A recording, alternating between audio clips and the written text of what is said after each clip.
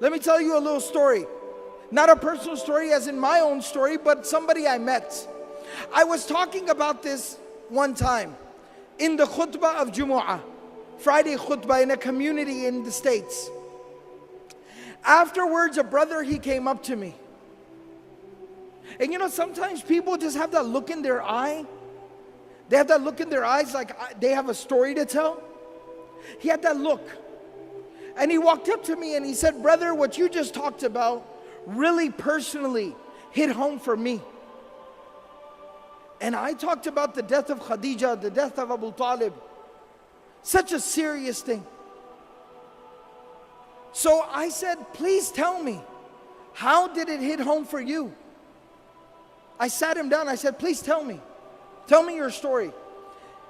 He said, brother, today was the first day that I prayed in a year. I grew up in a Muslim home. I was born in a Muslim family. I was very practicing for most of my life, praying 5 times a day. But today is the first time I have prayed in a year. I said, what happened? He said, about a year ago, my life was picture perfect. You know, sometimes you have like a 5-year plan or a 10-year plan, your grand plan. And you know, when everything is falling into place, your plan is working out, everything is going according to plan. He said, I was in that part of my life. I was nearing the age of 30. I had gone through college and medical school, working 2 jobs on the side.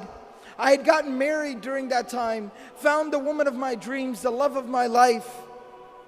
We had 2 beautiful small babies, children, 2 small children.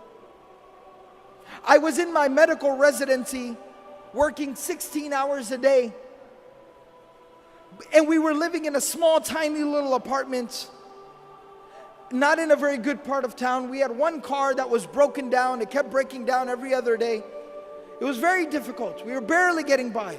Years and years and years we got through, some way, somehow. I was now nearing the end of my medical residency.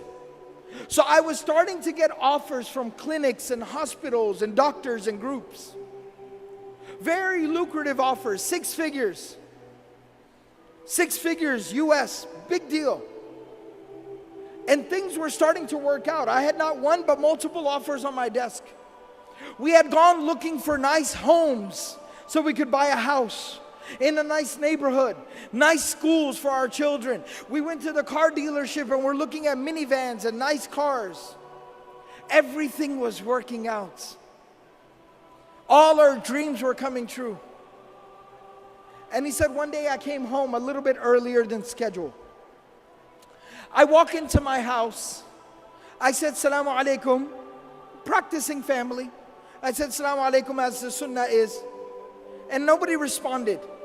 I looked at the time, and it was usually the time my wife would put the kids down for a nap, their afternoon nap, and she would take a nap with them as well.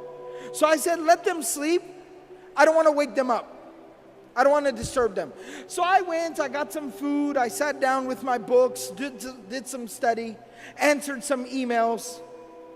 After a while, you know when kids, they wake up and they start to kind of fuss and make noise? I heard the kids from the room. The younger one was crying, the older one was talking, I could hear them. I got very excited, as a father does. Let me go, they're awake. It's fun time, family time.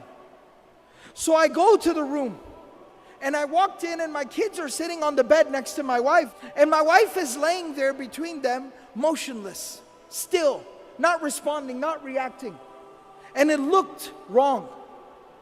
Being a doctor, I jumped right in and I checked her and she had been dead. Not now, but for like an hour. She was cold, she was gone. Just like that. He said, brother, at that moment, my life, it fell apart. I lost the love of my life. My children lost their mother. And I lost my faith, my Imaan. He said, the next 24 hours were a blur. Janaza, tadfeen, the burial, it went by. I didn't even realize what was going on. After that 24 hours ended and we buried her, I went to my room and I locked myself in my room, and I did not come out of my room for days. I kept the lights off and I just laid in my room and stared at the ceiling. I did not hold my own children in my own hands for the next few days. My mother and my brother were taking care of my babies. I didn't know what I was supposed to do. After a few days, I crawled out of bed. I reconnected with my children. I tried to get back to work, figure out how am I supposed to work and take care of my kids. My mother and my brother, they helped me so much. Slowly but surely, over the weeks and the months, I put my life back together again. I got back to work. I figured out the schedule for the children. And I started figuring things out, but there was one thing that was still missing. One thing I could not figure out. One thing I could not solve. My Imaan was gone. My faith had been broken. I stopped praying. I no longer had faith. I was struggling. And he said, my brother, who wasn't just somebody who just showed up and just told me what to do.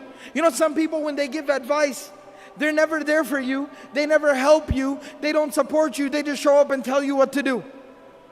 My brother was not like that. He looked after my kids. He stayed awake with my babies when I had to go to the hospital for a call.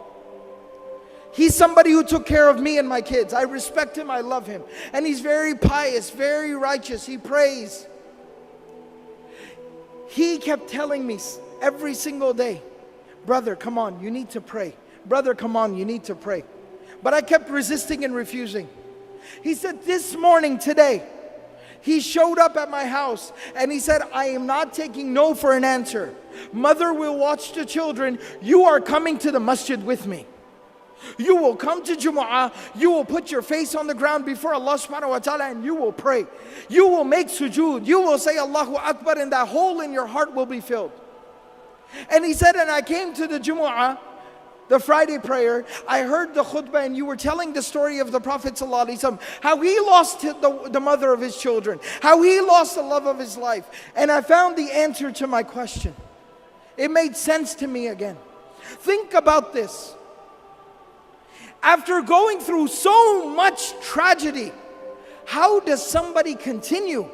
How does the Prophet ﷺ wake up the next day, go out there and preach harder than he did yesterday, work harder than he did ever before, knowing that he's going to come home to an empty home, knowing that he's going to come home to an empty bed, knowing that he's going to come home and have to look his children in the face and wipe the tears from their face that their mother is not coming back? How did he persevere? How did he continue? It was at that moment that Allah subhanahu wa ta'ala provided him a solution.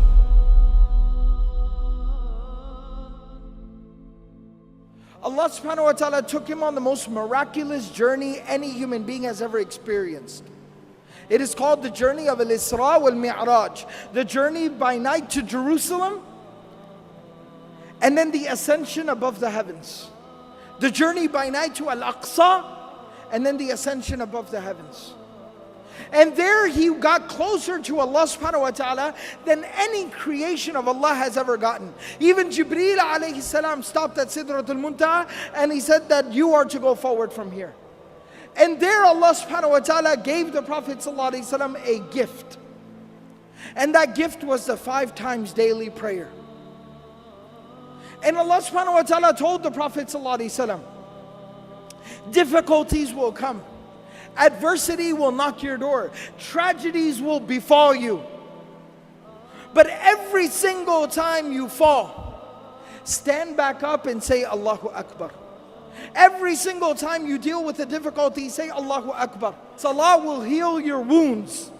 It'll solve your problems. It'll ease your difficulties.